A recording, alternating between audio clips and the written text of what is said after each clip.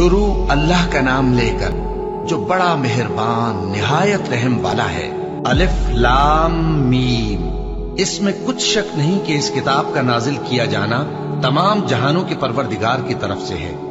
क्या ये लोग ये कहते हैं कि पैगंबर ने इसको असखुद बना लिया है?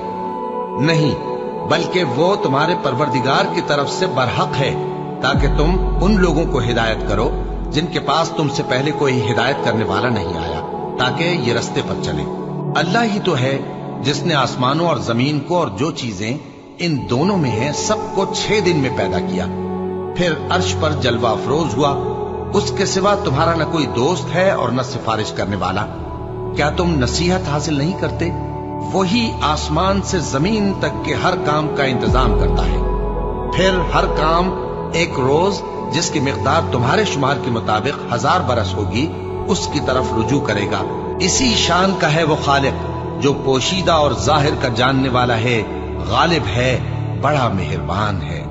वही जिसने हर चीज को बहुत अच्छी तरह बनाया, यानी उसको पैदा किया और इंसान की पैदाइश को मिट्टी से शुरू किया, फिर उसकी नस्ल एक किस्म के खुलासे से यानी हकीर पानी से बनाई, फिर उसको दुरुस्त किया, फिर उसमें अपनी तरफ से रूह फूंकी और तुम्हारे कान और आंखें और दिल बनाए, मगर तुम बहुत कम शुक्र करते हो।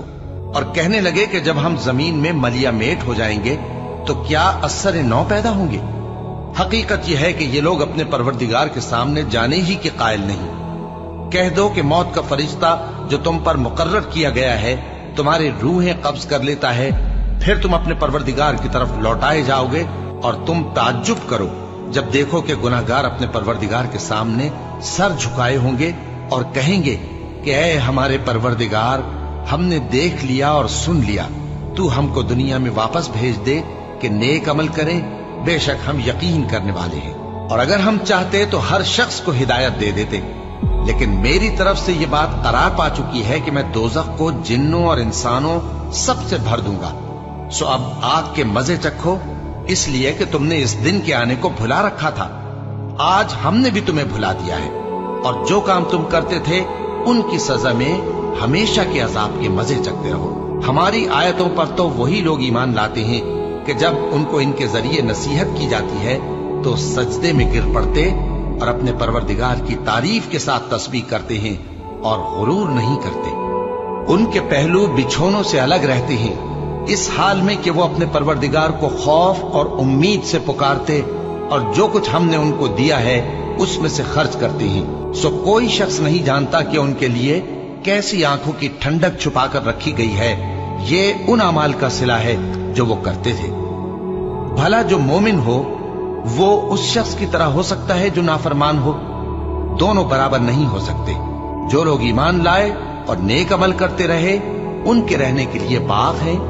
ये मेहमानी उन कामों की जजा है जो वो करते थे, और जिन्होंने नाफरमानी की उनके रहने के लिए दोज़ख है।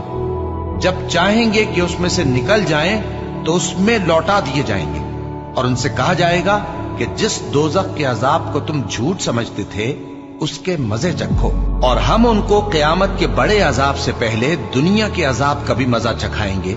शायद वो हमारी तरफ लौट आए।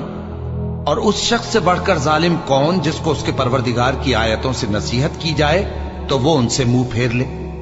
हम गुनाहगारों से जरूर बदला लेने वाले हैं। और हमने मूसा को किताब दी तो तुम उनसे मुलाकात होने से मुताल्लिक शक में न होना, और हमने उस किताब को बनी इसराइल के लिए जरियाए हिदायत बनाया था, और उनमें से हमने पेशवा बनाए थे जो हमारे हुक्म से हिदायत किया करते थे, जबकि वो सब्र भी करते थे और वो हमारी आयतों पर यकीन रखते थे।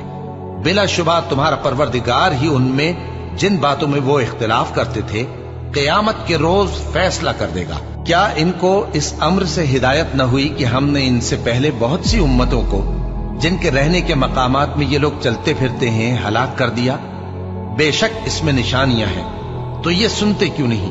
क्या इन्होंने नहीं देखा कि हम बंजर जमीन की तरफ पानी रवां करते हैं, फिर उससे खेती पैदा करते हैं जिसमें से इनके चौपाए भी खाते हैं और ये खुद भी खाते हैं?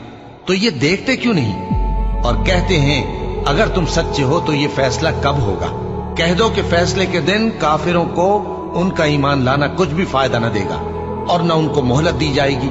तो उनसे मुंह फेर लो और इंतजार करो, ये भी इंतजार कर रहे हैं।